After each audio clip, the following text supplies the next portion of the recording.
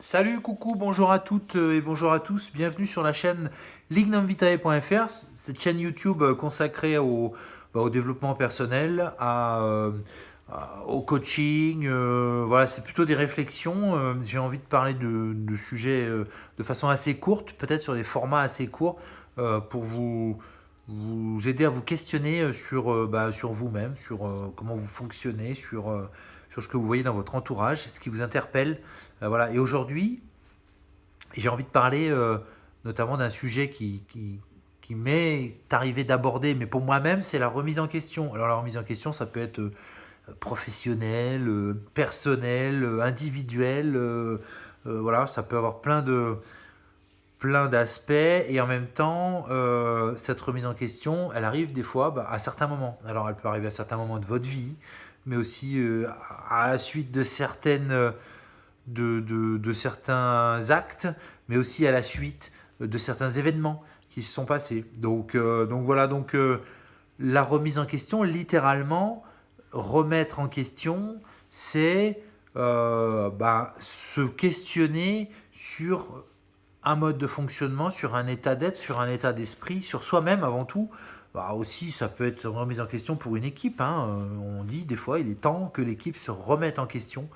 Voilà. Mais en tout cas, on a eu des agissements, il s'est passé des choses, et puis on en est arrivé à un tel point et à un tel niveau de difficulté peut-être, ou en tout cas on ne s'est aperçu de rien aussi. Ça peut être ça parce que la remise en question, c'est des fois ça vous tombe sur le coin du nez, et puis parce que vous avez un comportement, une façon de communiquer ou une façon d'être qui fait que tant que personne ne vous interpelle à ce sujet, vous ne vous en apercevez pas.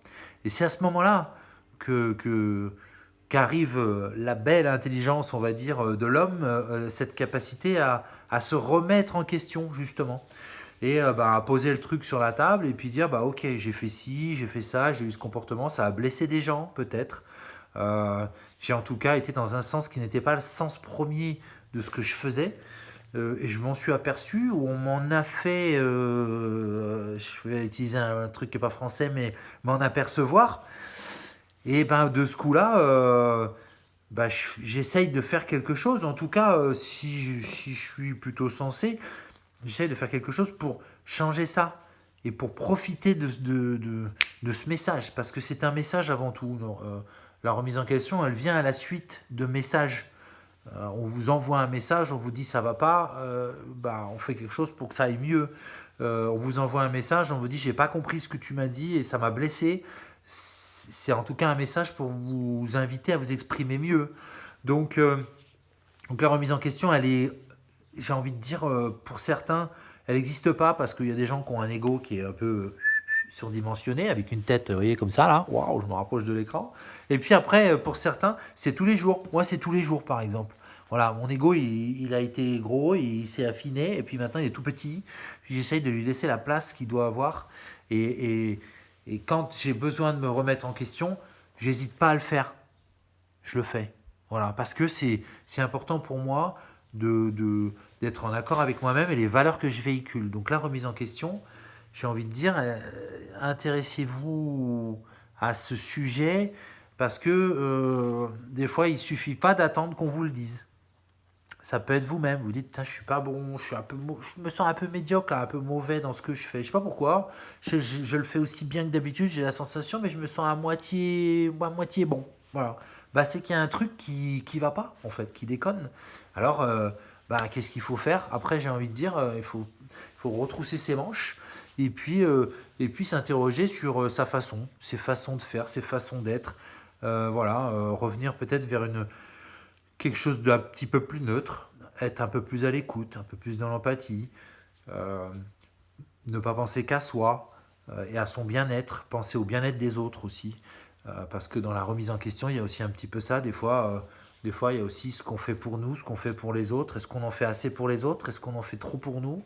Je pense que vous allez trouver vous-même toutes les questions qui vont vous permettre de vous remettre en question. En tout cas, euh, le coaching, par exemple, ça aide à ça.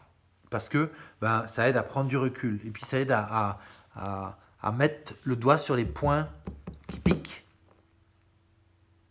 Vous les connaissez, vous, les points qui piquent. Vous les connaissez, vos points qui piquent. Et puis des fois, vous n'avez pas envie de les entendre. Donc, vous n'avez pas envie de vous remettre en question. Voilà. Tout ça, c'est un process qui se gère et puis qui se travaille. Et je le fais avec plaisir avec certains de mes clients qui acceptent de se remettre en question. Voilà. Et le changement, c'est avant tout l'idée de se remettre en question. Allez, je vous dis à bientôt sur cette chaîne YouTube toujours. Et puis pour de nouvelles aventures, des nouveaux sujets, des nouveaux thèmes. Ciao!